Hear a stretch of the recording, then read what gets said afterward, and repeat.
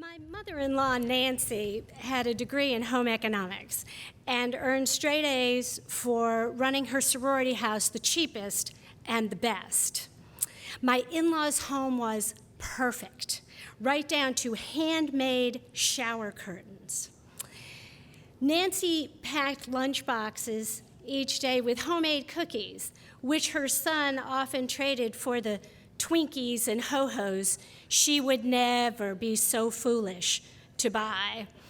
I was awed and intimidated by this woman because in my family, home organization was not a priority. We routinely borrowed a light bulb from one room to use in another, and most repairs were done with duct tape. Growing up, I thought homemade cookies referred to that dough that comes in the refrigerated tube. When Eric and I got together, worlds were bound to collide. The first time my in-laws visited, Nancy took me shopping for proper mattress pads and correctly sized juice glasses. I wasn't literally dragged out the door by my ear, but it felt like a trip to the woodshed. Each year, Nancy came armed with a new list of my shortcomings. Things like, "That's the dirtiest oven I've ever seen. You make your hamburgers too big. You should buy the huge size mustard, it's more economical. Have these windows been washed since you've lived here?" And on and on. I tried, and I learned a serving of juice is 4 ounces. Sheets are washed weekly. And believe it or not, napkins and paper towels are 2 different things. But after each visit, I broke down and cried. Eric offered to talk to his mother, but I always said no. Maybe I thought I deserved some of this abuse for being so bad at everything, or that confronting her might worsen the relationship. Plus, we married young and against their wishes, and we never did figure out how to argue with the greatest generation. So he dried my annual tears while I secretly vowed one day I would be good enough for his family.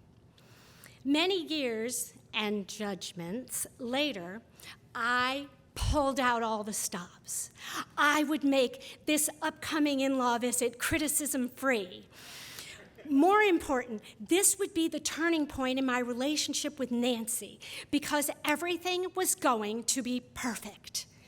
Windows sparkled, beds and bathrooms sported brand new linens, 2 homemade soups cooled in the fridge, 3 batches of cookies waited in tins. I emulated Nancy in every way I could think of. And then an hour before the scheduled arrival, I decided, this girl deserves a nap. And I was out. 10 minutes later, ding dong. Bleary-eyed, I glanced out the window, and there she was. Splash of water on my face, combed through my hair and down the stairs. I plastered on my most welcoming smile, willing her to be impressed by my month of effort. I sent up a little prayer. Please let her be happy with me this time. I opened the door, and this was my greeting. "You got everything but the kitchen sink out in that car, don't ya?" The car. I'd forgotten to clean the car. It's momentous the day you realize you've been striving for a prize you can never win. In my case, it was the first step toward freedom. You see, mimicking Nancy all those years, I gained some skills I kind of needed. But once I stopped needing her approval, then I was able to find my own style, my own confidence. We've created a home that's comfortable and welcoming and fun. Would Nancy be proud? Would she admit it if she was? It doesn't matter. I know my happy home is good enough, and so am I. But between you and me, the car is still a mess. Thank you.